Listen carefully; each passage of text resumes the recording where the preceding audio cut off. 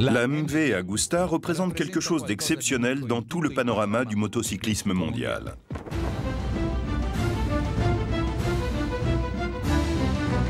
C'est une histoire extraordinaire liée à une période unique, pendant laquelle de grands champions et des motos très performantes conquirent 270 victoires dans les grands prix du monde.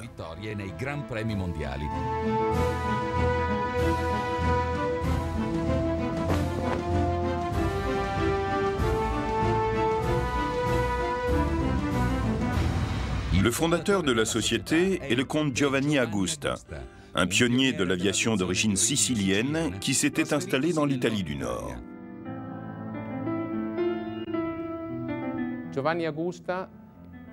Giovanni Agusta fut un pionnier de l'aviation. Peu après le premier vol des frères Wright en 1907, il commença à dessiner et produire un biplan sans moteur qui se souleva sur une vingtaine de mètres, à Capoue. C'est lui qui crée, en 1923, la compagnie Costruzioni Aeronautiche Agusta, SPA, dont le siège est l'aérodrome de Cascina Costa di Samarate, dans la province de Varese. Ici, à Cascina Costa, il commença des travaux dans le secteur de l'aéronautique, en collaboration avec les grandes entreprises de l'époque, Marchetti et Caproni Vizzola, et en travaillant aussi pour l'aéronautique italienne qui venait de naître. Après sa mort, survenue en 1927, l'entreprise passa dans les mains de sa femme, Giuseppina, et de son fils Domenico, qui, peu après, dut affronter une crise du secteur aéronautique tellement grave qu'il lui fallut prendre des mesures d'urgence. Pour conjurer la faillite, il eut l'idée de convertir la production aéronautique en production de motocyclettes, surtout pour répondre au désir que les Italiens manifestaient de plus en plus de disposer d'une indépendance pour leurs déplacements. Tout cela se fit grâce à la ténacité et à la passion d'un homme, le comte Domenico Agusta.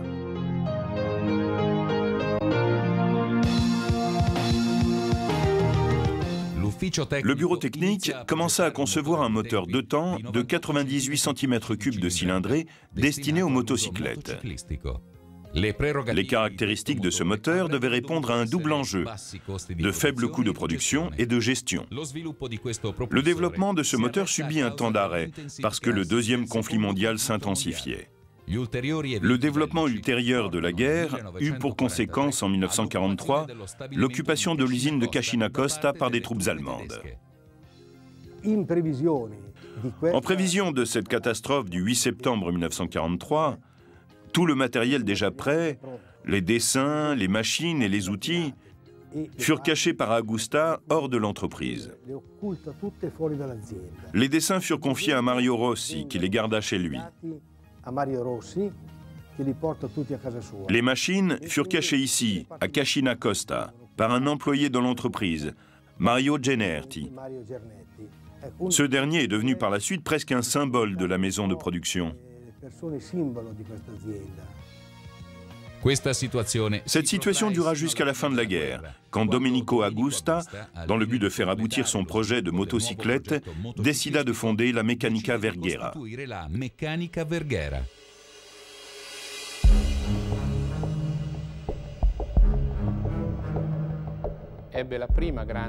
Il fit preuve d'une grande intuition, diversifier l'activité et se lancer dans le domaine des transports dans une Italie qui était en train de renaître des décombres de la Seconde Guerre mondiale.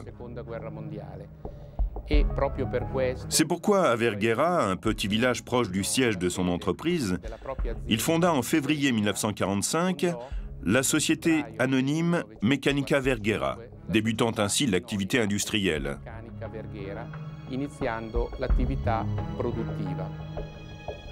Le comte Domenico Agusta. Il y a très peu d'exemples dans l'histoire italienne des industries mécaniques d'une personnalité aussi forte. Le comte Domenico Agusta est probablement le seul, avec Enzo Ferrari, à laisser une empreinte personnelle d'une telle importance et aussi durable à son entreprise. Le comte était assis dans son bureau à Cascina Costa, avec tous ses trophées accrochés au mur. C'était beaucoup mieux quand il était là. Il ressemblait un peu à M. Ferrari. Il était très différent quand il était au bureau et quand il n'y était pas. C'était très difficile de le rencontrer. Et tout le monde te rappelait constamment que c'était lui le chef et qu'il était toujours pressé.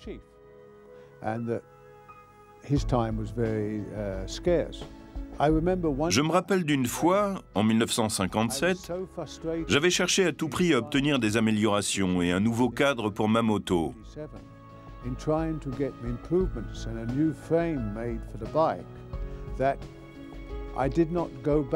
Finalement, en rentrant du Grand Prix de Hollande, je décidai de rentrer en train et je réservais une place dans le même train que celui dans lequel voyageait le comte Augusta, pour avoir aussi du temps à passer avec lui. Une fois arrivé à Milan, on avait décidé de construire un nouveau cadre pour ma moto. Son autorité est tellement indiscutée qu'elle ne laisse aucun espace à des opinions différentes de la sienne. Ses ordres sont toujours exécutés en toute rigueur par ses techniciens, qui néanmoins reconnaissent en lui le chef suprême, la référence.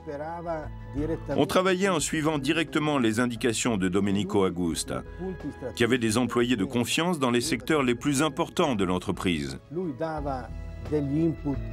Le comte leur donnait des orientations et eux rapportaient directement à lui presque tous les jours. Augusta se rendait au bureau technique environ 2 fois par jour pendant les périodes importantes pour l'entreprise, notamment les années 50-60. Le contact était vraiment constant. On réalisait un projet complet à partir des premières lignes jusqu'à la production en 1 an. Et parfois moins. C'est un leader sachant transmettre à ses employés une passion grandissante pour les motos et surtout pour les courses. Grâce aux résultats extraordinaires de son équipe, obtenus devant les spectateurs du monde entier, un sentiment d'appartenance rend ces hommes fiers. Le comte Augusta aimait bien la victoire et le monde du motocyclisme. Mais nous aussi, nous aimions la victoire. Nous qui faisions tous ces sacrifices pour l'avoir.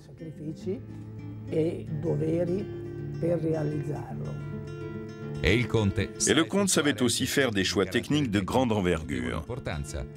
La 3 cylindres course, par exemple, dont tout le monde se souvient comme la moto la plus victorieuse, naît à partir d'une demande bien claire. C'est lui qui a proposé les 3 cylindres. Et moi, j'avais en charge le projet. En effet, j'ai passé 2 ans sans partir en déplacement, parce que j'étais en train de travailler sur les 3 cylindres. Franchement, c'était vraiment un grand moteur, simple et puissant. Le comte en était très fier.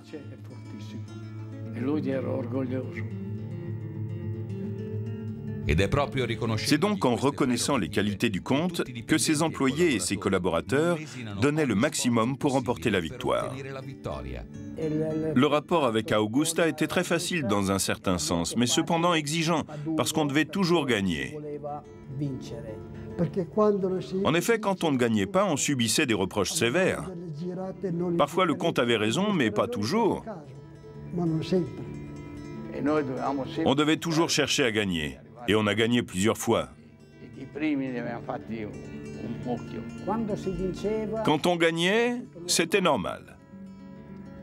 Quand on ne gagnait pas, c'était le drame.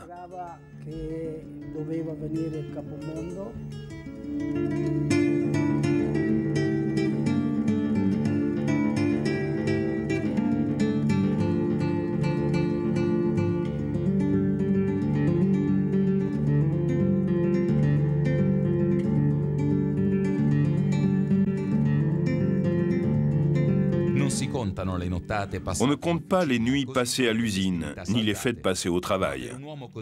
Mais cet homme exceptionnel récompensait largement ses sacrifices avec une grande générosité. Et les 270 victoires dans les championnats du monde le démontrent. On essayait les moteurs jusqu'à 2 heures du matin. Parfois, le comte arrivait à cette heure-là pour nous contrôler. Il se passionnait pour notre travail et il voulait tout savoir. En fait, on travaillait toute la nuit et il était toujours là avec nous. Si c'était nécessaire, il arrivait avec des gâteaux et à Monza, on a presque toujours gagné. J'ai été le chef du département course chez Ducati. J'avais vécu une séparation très douloureuse. Mais ici, je suis très heureux. Le comte Domenico Agusta sur la piste. L'intérêt pour les courses n'était pas qu'une façade. Le comte Domenico Agusta nourrissait une véritable passion pour les compétitions moto, ce qui le poussa à être toujours présent au stand de ravitaillement pour participer aux événements avec ses pilotes et ses mécaniciens. Le comte était présent à presque toutes les compétitions, malgré tout le travail qu'il avait pour diriger son entreprise de production. Pour lui, c'était un hobby. Il arrivait le samedi et le dimanche soir ou bien le lundi matin, il était le premier à rentrer. C'était une figure charismatique et sous sa direction, tout le monde cherchait à donner le meilleur de lui-même. Le comte était présent tant aux épreuves du samedi qu'aux courses du dimanche et ne rata aucun rendez-vous hors de l'Italie. Quand il était au stand de ravitaillement, il chronométrait toujours personnellement la vitesse, véritable team manager d'un autre temps.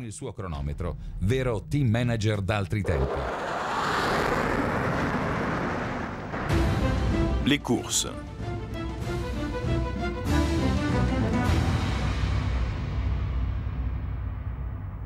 Le début des compétitions se fait en 1946, non pas dans la spécialité vitesse, mais en régularité.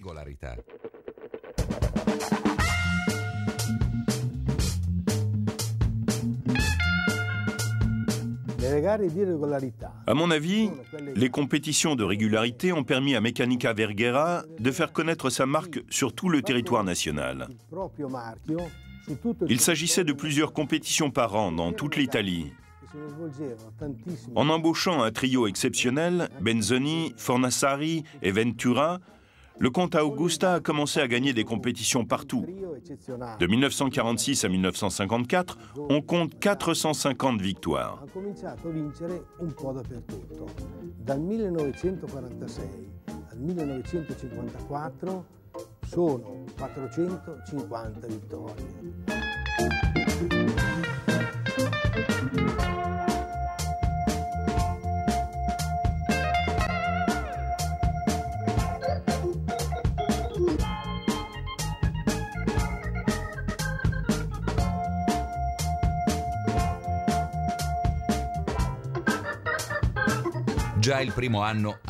Dès la première année, on remporte des victoires. Il en résulta que la 98 Sport fut mise en fabrication. C'est une moto avec une fourche télescopique, un cadre plus court, une assiette plus basse et un moteur plus puissant. Le comte Domenico Agusta était persuadé que les courses étaient le moyen publicitaire le meilleur, surtout pour une marque jeune comme la MV Agusta. Les victoires dans les compétitions de régularité ont fait connaître au public la marque MV Agusta dans tout le pays. Les victoires dans les compétitions de vitesse ont fait connaître la marque dans le monde entier.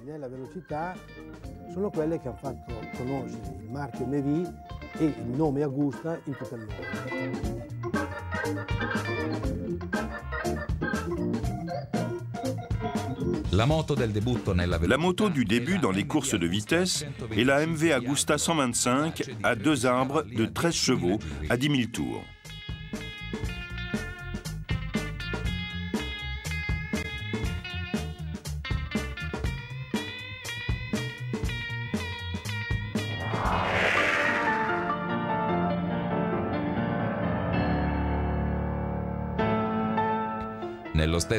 La même année, la routière 500 4 cylindres est présentée au Salon de Milan.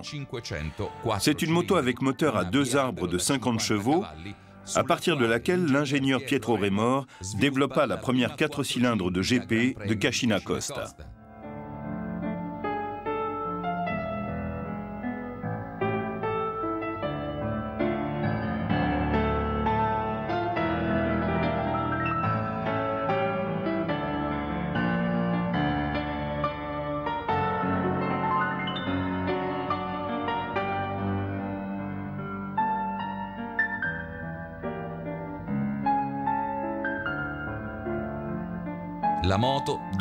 Cette moto, après de nombreuses modifications techniques, est confiée à Leslie Graham, qui gagne en 1952 le Grand Prix de Monza et de Barcelone.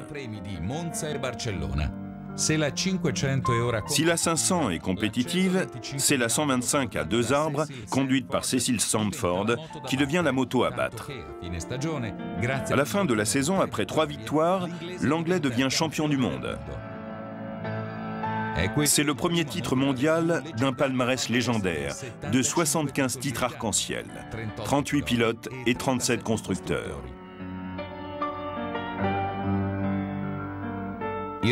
L'année suivante, le jeune Ubiali déboule sur la scène de la 125 arc-en-ciel. Avec 5 victoires, il donne à l'écurie Cascina Costa le premier de ses 8 titres mondiaux. Pendant que j'étais en train de démonter ma moto, je sens quelqu'un qui me tape sur l'épaule. C'était Domenico Agusta. Il me dit « Ubiali, est-ce qu'aujourd'hui vous voulez une de mes motos ?»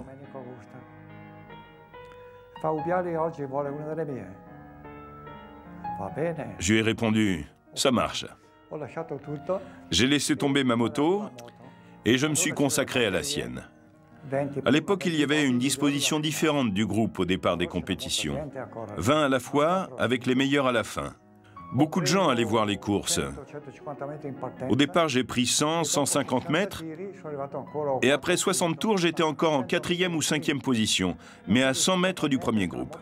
Je ne suis pas arrivé à les rattraper parce que la moto était vraiment différente par rapport à la mienne. Le dimanche suivant, à Legnano, ils m'ont donné la moto officielle et j'ai gagné. Ubiali était un très bon athlète, un technicien capable.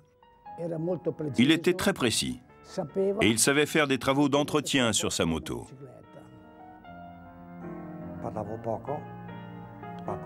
Je parlais très peu.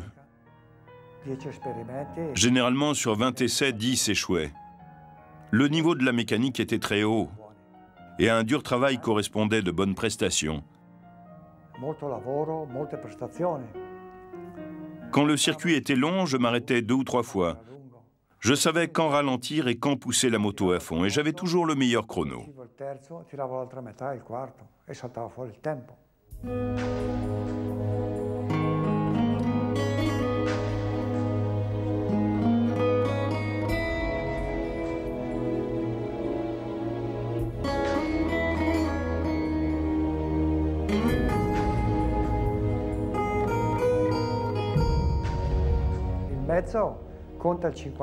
La moto compte pour 45%, mais le pilote compte pour 55%. Pour moi, le pilote, c'est tout.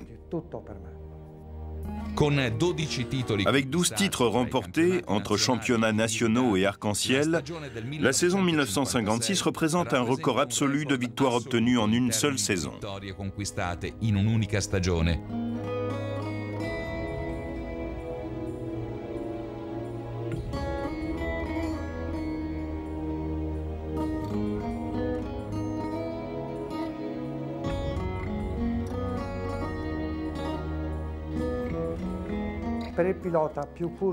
Pour le pilote, plus on a de virages et de difficultés, plus on s'engage dans la recherche du rendement maximum. On a toujours l'objectif du record. On est obsédé par 2 critères, la mécanique et le temps.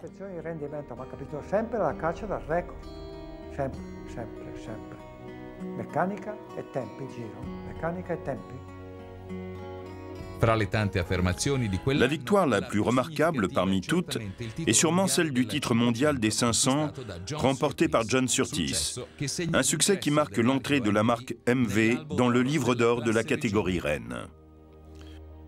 Je participais aux courses avec la 350 cm3 et la 500 cm3. Mais le comte me fit essayer aussi la 250 cm3 pour les courses anglaises, dans le but de m'habituer aux motos MV Agusta.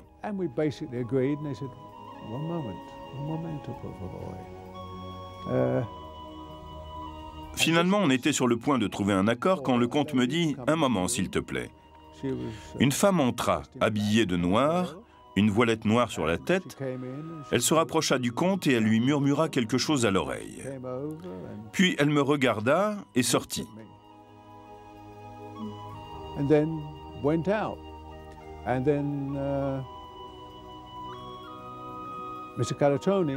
Monsieur Caratoni me dit « C'était la comtesse. Elle est venue donner son approbation pour ton entrée dans la famille Agusta. » C'est après avoir été accepté par la famille Agusta qu'a commencé le travail dur.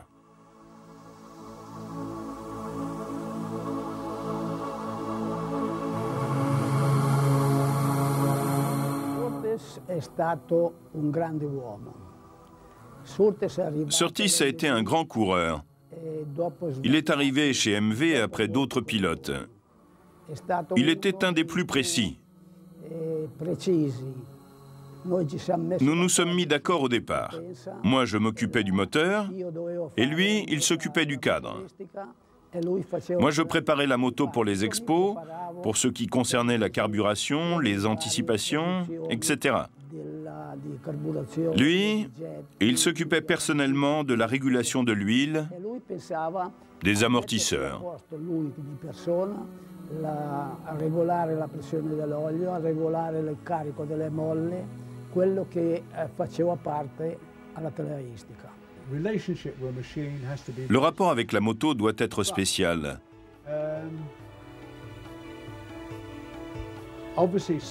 Mais bien évidemment, aujourd'hui, les circuits ont changé. Je me suis amusé à courir sur les circuits anciens. C'était des circuits fantastiques.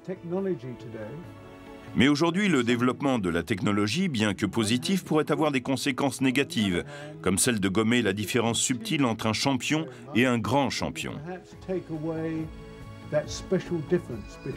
Je crois que la différence vient de l'homme et pas de la technologie. Cependant, je suis convaincu que l'amélioration constante doit être recherchée et qu'on ne peut pas se soustraire au progrès de la technologie. Ce qui pourtant me rend triste sont les changements structuraux. Voir les pilotes réussir a été fantastique, ainsi que d'assister à leur passage de la 125 cm3 à la 250 cm3. Aujourd'hui, l'époque des 250 est finie, et je le regrette. Now we are seeing the end of 250. I don't think that's good.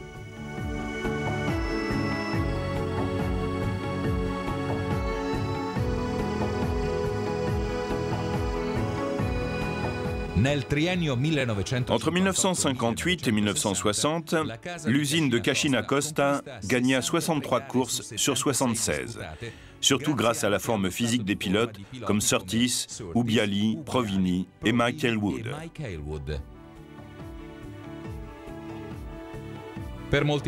Pour beaucoup de spectateurs passionnés de moto, Michael Wood a été le plus grand champion de toute l'histoire du sport motocycliste. Sa capacité à donner toujours le maximum, quelles que soient les chances de gagner, l'a rendu légendaire. Surnommé Mike the Bike, le pilote anglais décrocha 9 titres du monde. Parmi ceux-ci, 4 furent conquis en selle sur la MV Agusta 500, de 1962 à 1965. Al 1965.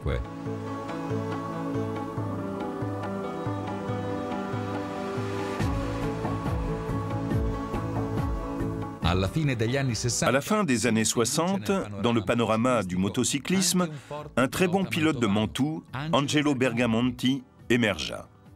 Il entra dans l'équipe en 1970 et démontra dès le début sa grande classe. Il fut confirmé pour la saison 1971, obtenant de très bons résultats, surtout sur les circuits en ville.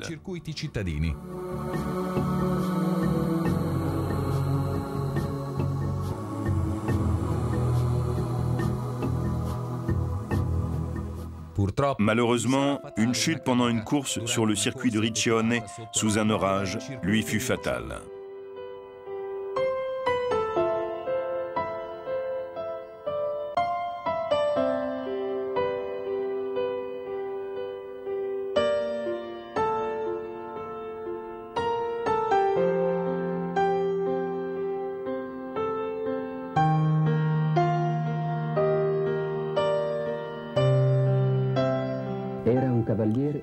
C'était un pilote remarquable et un homme bien. À partir du moment où il a commencé à concourir, l'esprit de chevalerie, le sens de l'honneur et la courtoisie furent ses qualités premières.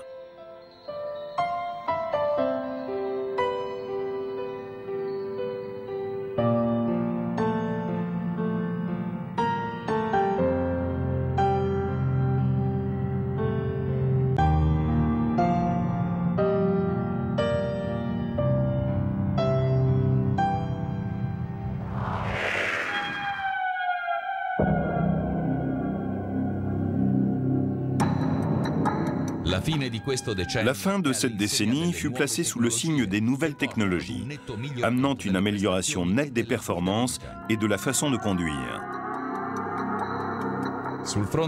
Pour ce qui est des propulseurs, la MV atteignit la puissance de 70 chevaux pour la 500 et de 45 pour la 350.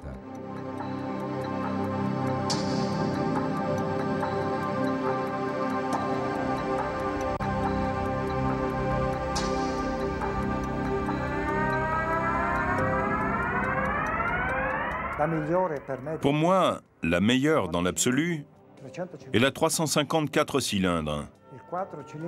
Une moto que j'ai essayée personnellement et que j'estime être la plus performante de toutes les MV, sous tous les angles.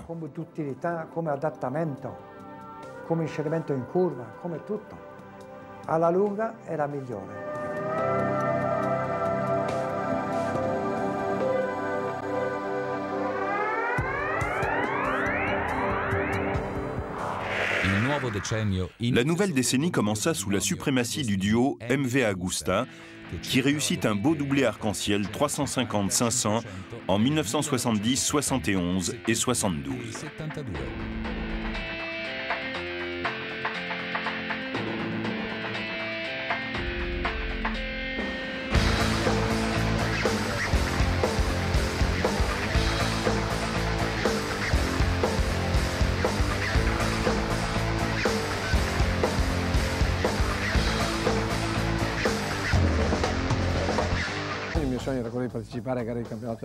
Mon rêve était de participer au grand championnat du monde.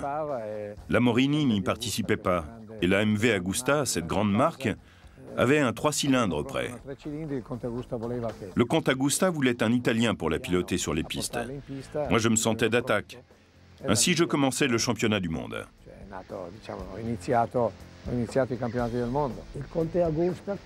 Le comte Agusta imagina une 3 cylindres, une moto basse et maniable.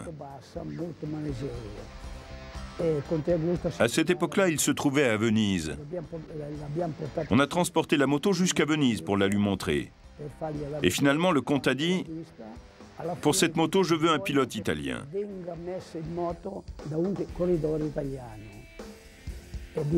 Il était déjà à peu près 18-19 heures.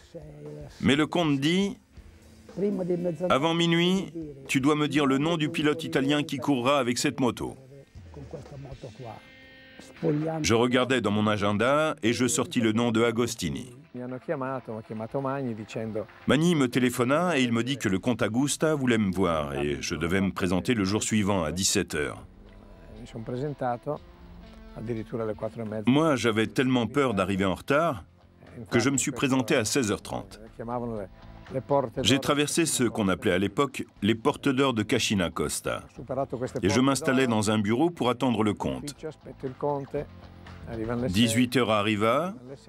À 19h, le comte ne m'avait pas encore reçu. Je restais là, à regarder les employés qui évoluaient d'un bureau à l'autre avec plein de papiers sous leurs bras. À 20h, j'arrêtais quelqu'un pour lui dire que j'attendais le comte depuis 3 heures et on me répondit « Vous ne devez pas vous inquiéter, le comte Agusta a beaucoup de choses à faire ». Je voulais partir, mais je savais qu'une occasion pareille, celle de pouvoir rencontrer le comte Auguste, ne se produirait pas tous les jours. Finalement, il m'a reçu à 22 heures.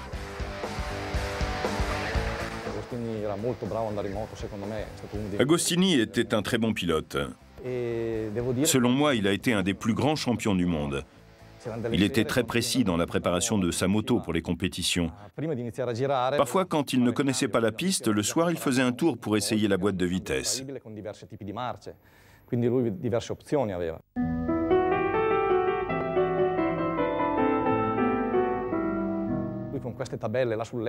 Il se mettait au lit avec ses papiers, plein de schémas, et il commençait à dire « Ici, on doit mettre un premier temps, ici, un second temps fait d'une certaine manière, un troisième temps fait d'une autre façon encore. » Je me souviens d'une année à Salisbourg. À 23 heures, je me plaignais d'un moteur qui ne fonctionnait pas comme je voulais. Les mécaniciens ont commencé à démonter la moto. Ils ont terminé à 5 heures. À 7 heures, on était sur la piste. Quel effort! Cet après-midi-là, je leur ai offert la victoire.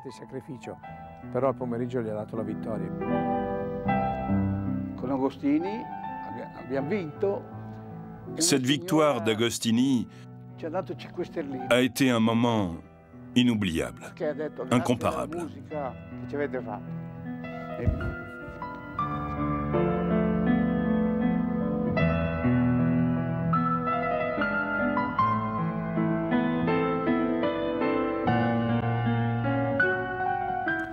En 72, Agostini doit faire face à une concurrence acharnée dont le leader est Jarno Saarinen, pilotant les 2 temps Yamaha sifflantes.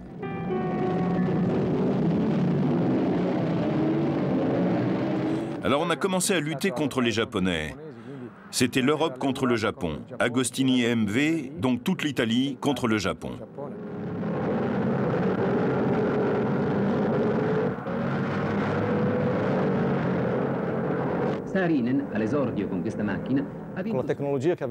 Les Japonais n'avaient pas encore atteint le niveau de technologie que MV Agusta avait à cette époque-là.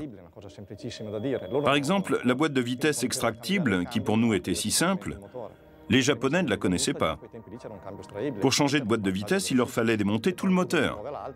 La MV Agusta avait déjà une boîte de vitesse extractible, et ça représentait un grand avantage. Entre un tour et l'autre, on pouvait la changer, tandis que les Japonais devaient attendre le soir pour pouvoir ouvrir le moteur. Même discours pour ce qui concerne le type de matériaux utilisés. La MV utilisait le titane pour les engrenages, le pot d'échappement et le cadre. Les Japonais n'utilisaient pas ce type de matériaux. Quand on démontait une moto MV Agusta, si on la comparait à une moto japonaise, franchement, les Japonais avaient un niveau de qualité nettement inférieur. La MV Agusta atteignait un niveau de qualité qui était très supérieur. Probablement grâce au passé de la société dans le monde de l'aéronautique. Grazie forse all'aeronautica sicuramente, usava dei materiali, aveva della tecnologia che era nettamente superiore ai giapponesi. La MV Agusta réagit en fabriquant une 4 cylindres 350 gagnante, plus maniable et performante que la précédente. En 1973, la montée des moteurs 2 temps, même dans la catégorie Rennes, devient indéniable et MV Agusta se vit obligé de répondre par une nouvelle évolution de sa 4 cylindres 500 qui permet à Phil Reed de gagner le titre arc-en-ciel. Dans la catégorie inférieure, l'arc-en-ciel est remporté par Giacomo Agostini, qui à la fin de la saison rend officiel son passage chez Yamaha.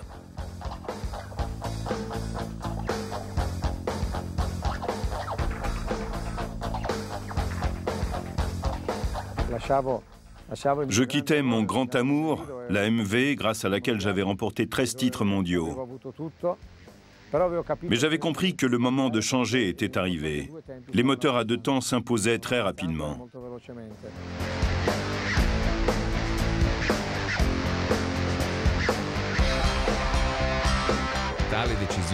Cette décision incita l'écurie à quitter la catégorie 350 pour se concentrer sur celle qui sera la dernière évolution du moteur 500. Cette moto, propulsée par un 4 temps en ligne, incliné de 10 degrés, atteint une puissance de 102 chevaux à 14 600 tours et permit à Phil Reed de conquérir en 1974 le dernier titre mondial pour l'usine de Cascina Costa.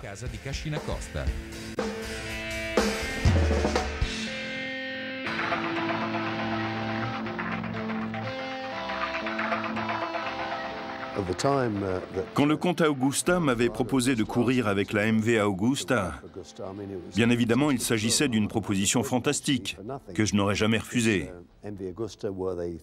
À cette époque, la Augusta était la Ferrari du motocyclisme. Grand pilote, grand nom du passé, John Surtees, Mac Elwood, Gary Hocking, et bien sûr Giacomo Agostini aussi.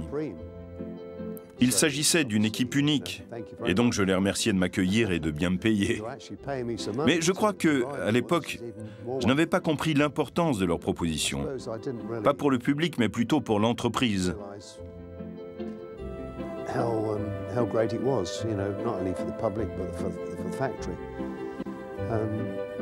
En tout cas, mon premier souci était de gagner les compétitions et d'aider le team manager, le grand Arturo Magni, à concevoir des motos de plus en plus performantes. Pendant la saison, je fis des propositions concernant les freins, qui devaient être plus légers afin de rendre les virages de la moto plus rapides. Je dois avouer que Phil Reed, qui était un vrai Anglais, se comportait en véritable gentleman. Mais il était aussi très fort sur sa moto. Giacomo Agostini passa à la Yamaha, une moto très compétitive et qui avait tout le soutien technique de la maison de production. Et naturellement, Giacomo a été un grand adversaire. Quand Agostini termina sa carrière, je courus contre Jarno Saarinen, qui conduisait une Yamaha, mais je pense que c'était avant l'arrivée de Agostini chez Yamaha. Jarno Saarinen était un grand pilote, contre lequel j'ai fait une compétition fantastique en Allemagne, à Hockenheim. Mais je l'ai battu. C'est vrai que cette fois-là, sa chaîne se cassa. Mais moi, je sais que j'aurais gagné quoi qu'il arrive. Cette saison-là fut très dure, parce qu'ils avaient de grands pilotes et que parfois, la moto Yamaha était meilleure. Phil Reed est arrivé chez nous très tard, quelques années avant le passage de Agostini chez Yamaha. C'était un pilote plein d'énergie et très capable. Il a remporté 7 ou 8 titres mondiaux avec des motos d'écurie privée.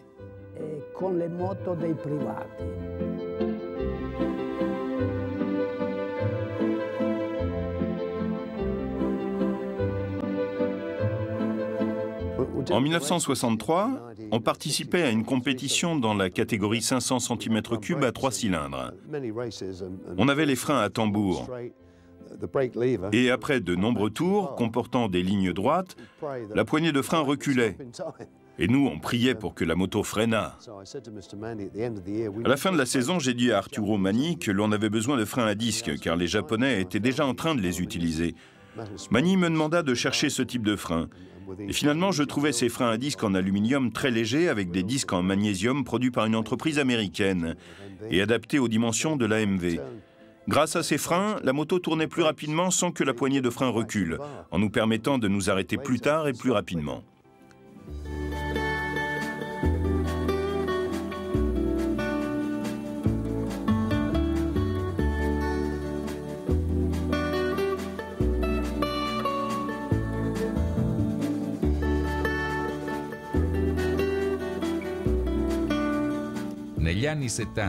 Dans les années 70, en plus de Giacomo Agostini et de Phil Reed, un autre pilote italien court pour MV Agusta, Gianfranco Bonera.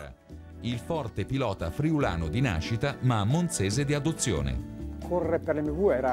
Courir pour MV était l'objectif de tous les pilotes, mais peu d'entre eux bénéficiaient de ce privilège. Moi, j'ai eu cette chance aussi parce que j'avais déjà démontré que j'allais très fort, et j'ai remplacé Agostini quand il passa à la Yamaha. Bonera porta les couleurs de la MV Agusta à partir de 1974, avec comme coéquipier Phil Reed. Phil Reed avait déjà remporté 4 titres mondiaux, donc j'ai couru contre mon coéquipier Phil Reed, contre Giacomo Agostini, contre Barry Sheene, Teo Lacciuoli et d'autres encore. Cette année fut riche de succès importants. En fin d'année, Bonera remporta le titre de champion du monde dans la catégorie 500. À cette époque-là, il y avait un véritable esprit sportif. On était adversaires dans les compétitions, mais amis en dehors. J'ai l'impression qu'aujourd'hui, cet esprit sportif a disparu. Personnellement, je garde de beaux souvenirs de ces années de course. En 1976, le rideau est tiré sur l'époque légendaire des courses de la MV Agusta. Après la mort de Domenico Agusta, l'équipe a continué à exister grâce à notre enthousiasme. Mais nous n'avions plus les moyens financiers pour construire des motos capables de rivaliser avec celles des Japonais et leurs nouvelles technologies.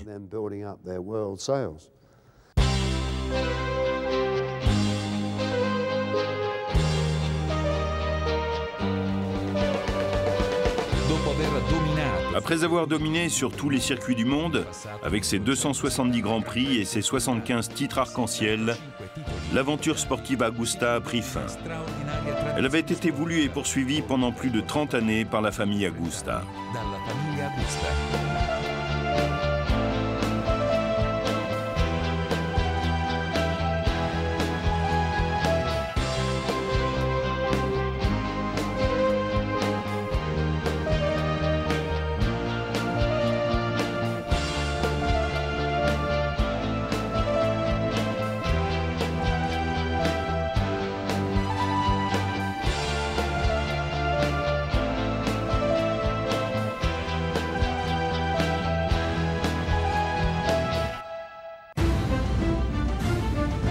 La production des motos routières.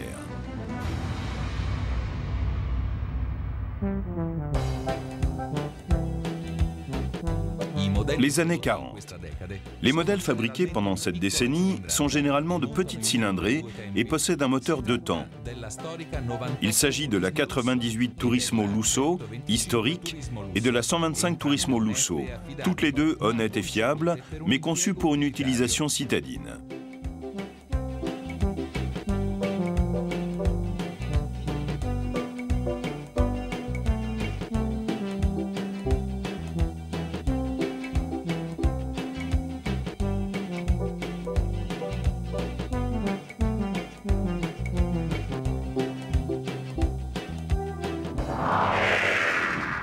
Les années 50. Au début, les modèles fabriqués pendant cette décennie ne sont pas très différents des modèles produits jusqu'à cette époque-là. La cylindrée se stabilise sur les 125 cm3 de la célèbre 125 4 temps dénommée Centomila et sur les 175 cm3 de l'autre célèbre 175 CSS Disco Volante.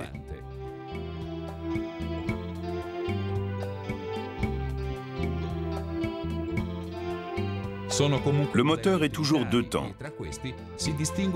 Il s'agit toutefois de modèles citadins, et parmi ceux-ci, la 125 Pullman de 1953 se distingue avec sa ligne originale et ses pneus à grande section.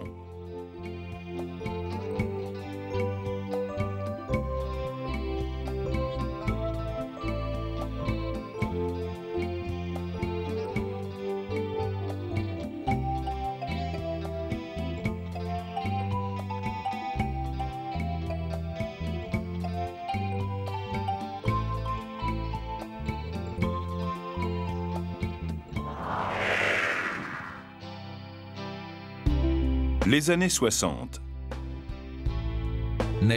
Dans la seconde moitié des années 60, MV Agusta introduit une innovation technologique importante, le moteur 4 temps coûteux et sophistiqué. Le modèle 600 cm3 Turismo, 4 cylindres et 5 vitesses, est lancé sur le marché. Il atteint une vitesse maximum de 185 km/h. L'année suivante, de nouvelles solutions sont adoptées dans le domaine du design et l'on conçoit la nouvelle 254 temps à 2 cylindres Turismo, un modèle prestigieux ayant remporté un très grand succès.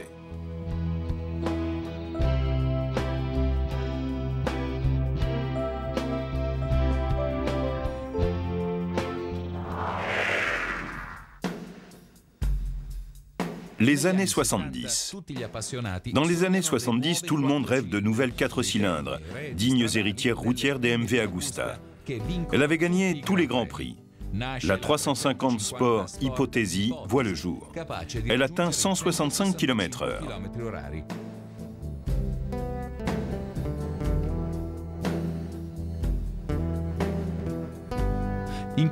Durant ces années, on commence à produire avec un certain retard la splendide 754 cylindres Sport avec une transmission par cardan. Elle a un caractère esthétique franchement engageant et atteint plus de 200 km/h.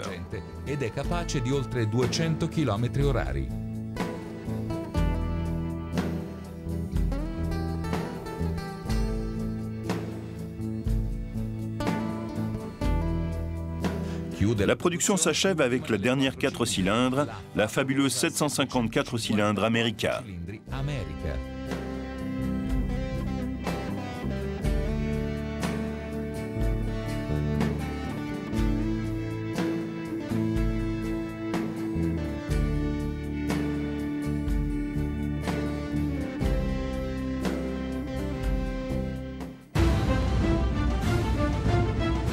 Les scooters.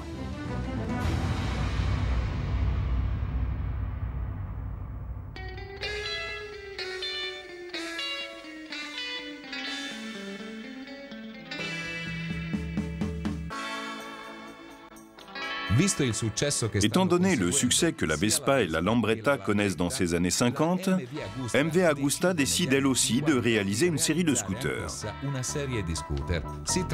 Il s'agit de modèles intéressants qui toutefois n'arrivent pas à entamer la suprématie de Piaggio d'Innocenti.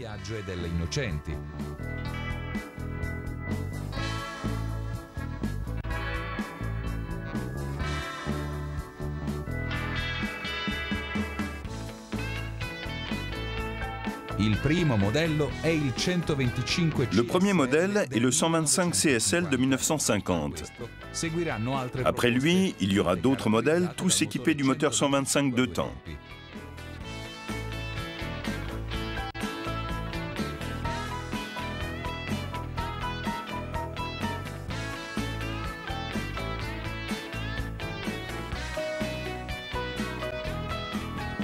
La production reprend dans les années 60 avec le Chico 160, qui ne fut pas une grande réussite.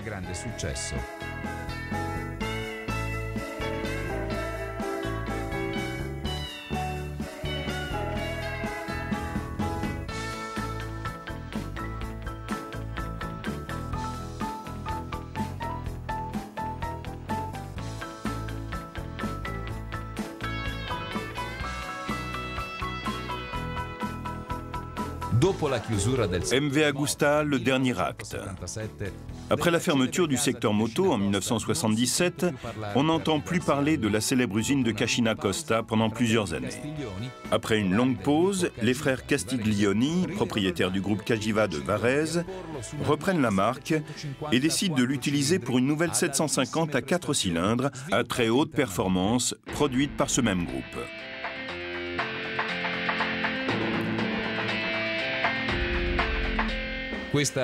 Cette moto super sportive, dénommée F4, est conçue par Massimo Tamburini, responsable du service de recherche Cagiva de San Marino. La F4 est présentée en 1998 et pendant toutes les années 2000 sera la moto sportive la plus convoitée par les passionnés. À côté de celle-ci, on produit la série Brutal 750, qui n'est que la version sans carène de la F4.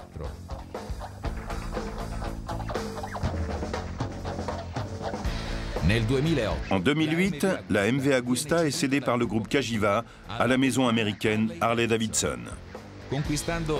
Avec ses 75 titres mondiaux, ses marques, ses pilotes, 270 grands prix, 3027 victoires dans différentes disciplines, la marque MV Agusta, qui s'est aussi affirmée dans le domaine de la production en série de modèles innovants, exclusifs et beaux, est devenue une légende. Elle peut s'honorer d'avoir l'histoire la plus fascinante du motocyclisme mondial.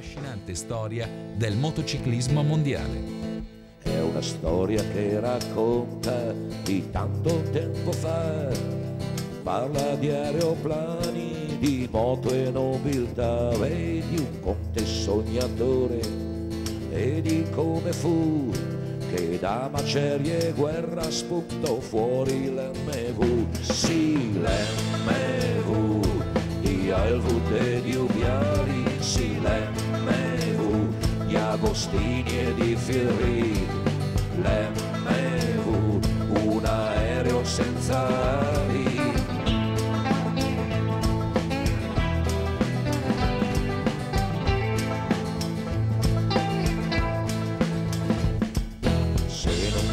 Più volare, noi si volerà sull'asfalto ruvido di strade di città e su piste velocissime. E fu così che fu, che da un divieto bellico venne fuori l'MV. Sì, l'MV di Aelwood e di Ubiari, sì, l'MV di Agostini e di Firri, senza ali.